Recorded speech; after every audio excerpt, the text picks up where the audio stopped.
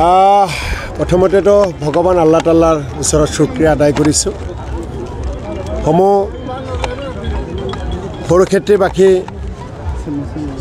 বৰপেটা লোকসভাবাসী ৰাইজলৈ আৰু দূৰ দূৰণিৰ পৰা অহা সকলো ৰাইজলৈ কংগ্ৰেছৰ বুথ লেভেল, মণ্ডল লেভেল, ব্লক লেভেল, জিলা লেভেল আৰু প্ৰদেশ পৰ্যায়ৰ সকলো নেতৃবৰ্গলৈ, কৰ্মকৰ্তালৈ, কৰ্মীবৃন্দলৈ মোৰ ফালৰ পৰা অসম প্ৰদেশ কংগ্ৰেছ কমিটিৰ ফালৰ পৰা অশেষ অশেষ ধন্যবাদ, কৃতজ্ঞতা জ্ঞাপন কৰিছোঁ।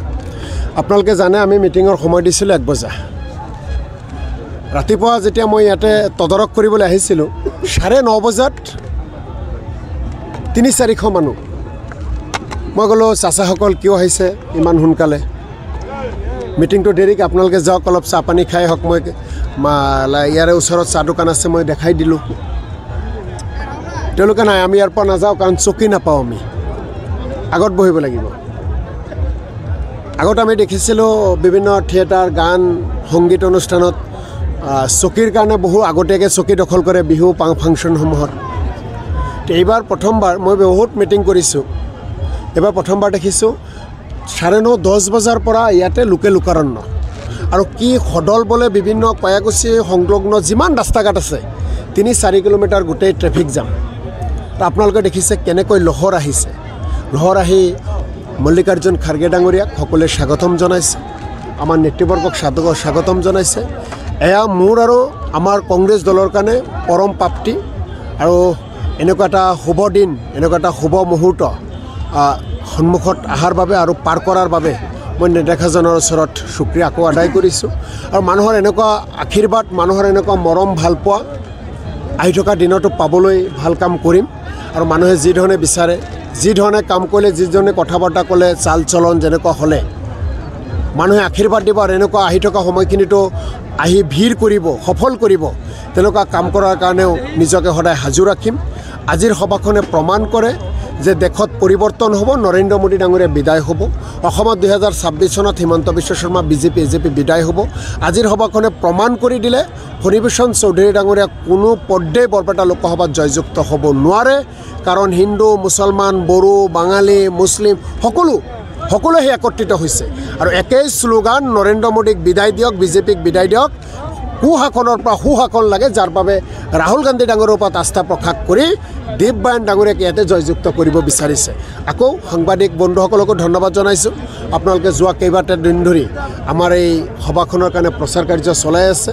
আহি থকা সময়খিনিতো গণতন্ত্ৰক মজবুত কৰাৰ কাৰণে গণতন্ত্ৰৰ চতুৰ্থ স্তম্ভ সংবাদ মাধ্যমক আপোনালোকে আৰু শক্তিশালী কৰক, আমাৰ ভুলবোৰ দেখুৱাই দিয়ক আৰু আনৰো ভুলবোৰ দেখুৱাই দিয়ক। আমি কৰা ভাল কামবোৰ আপোনালোকে প্ৰচাৰ কৰক, আমি কৰা কথাবোৰ ৰাইজৰ মাজলৈ লৈ যাওক।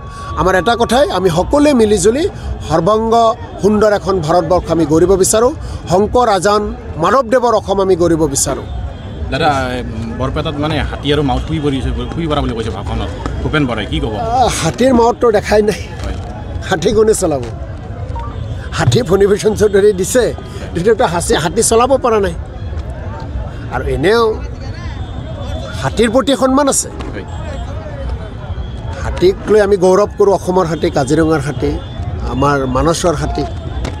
তো বিজেপিৰ যি হাতী, তেওঁলোকৰ যিটো প্ৰতীক চিহ্ন, এই হাতীৰ কিবা আছে নেকি?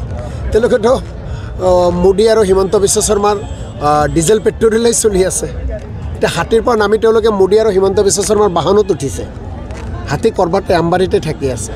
গতিকে মই ভাবোঁ যে এই ছিটখন ফণীভূষণ চৌধুৰী ডাঙৰীয়া এমপিৰ কাৰণে ফিট নহয়।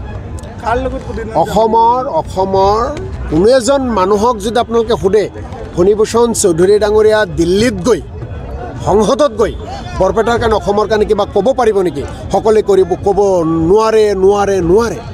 গতিকে তেনেকুৱা এজন উপযুক্ত নোহোৱা মানুহক কিয় প্ৰাৰ্থী দিছে? দেৱবায়ন ডাঙৰীয়া ডেকা, সফল ডেকা, কথা সলসলীয়াকৈ কয়, আপোনালোকে দেখা পাইছে। নিশ্চিতভাৱে এইবাৰ বৰপেটাবাসীৰ সিদ্ধান্ত দেৱবায়ন, বৰপেটাবাসীৰ সিদ্ধান্ত নৰেন্দ্ৰ মোদী, হিমন্ত বিশ্ব শৰ্মা, অতুল বৰা, কেশৱ মহন্তৰ প্ৰাৰ্থী ফণীভূষণক ভোট নিদিয়ে। প্ৰতিদ্বন্দ্বিতাটো ছেকেণ্ড পজিশ্যনত নিশ্চিতভাৱে ইয়েই থাকিব, ফণীভূষণেই থাকিব। আমি তেওঁলোকক ছেকেণ্ডৰ পৰা থাৰ্ডলৈ বা সেইবিলাক কথা নকওঁ। ছেকেণ্ড পজিশ্যনত তেওঁলোকে থাকিব, ফাৰ্ষ্ট পজিশ্যনত দিব্যাইন থাকিব। 14টা চিটৰ মানে 13টাই বিজেপি পাব বুলি কৈ 14টা আছে। এইবিলাকতো কৈ আছে, হয় কিন্তু আগত যিমান জোৰেৰে কৈছিল, হয় দুটা নিৰ্বাচন পৰ্যায় পাৰ হোৱাৰ পিছত 10টা চিটৰ পিছত এতিয়া কিন্তু নকয়। চাবচোন আজিৰ সভাখনৰ পিছত আৰু নকয়। আজিৰ সভাখনৰ পিছত AJP আৰু BJP নেতাসকলৰ বক্তব্যবোৰ শুনিবচোন, অকণমান মুখমণ্ডল পিনে ভালকৈ চাব, অকণমান হতাশা আহিব। আৰু সন্মুখত কেইবাটাও দিন আছে, যি পৰিকল্পনা আমি কৰিছোঁ ৰাইজৰ লগত লৈ, আপোনালোকে চাবচোন লাহে লাহে লাহে লাহে লাহে লাহে অনিবেশন চৌধুৰী ডাঙৰীয়া ক'ব যে হৈছে আৰু নাযাওঁ। Thank U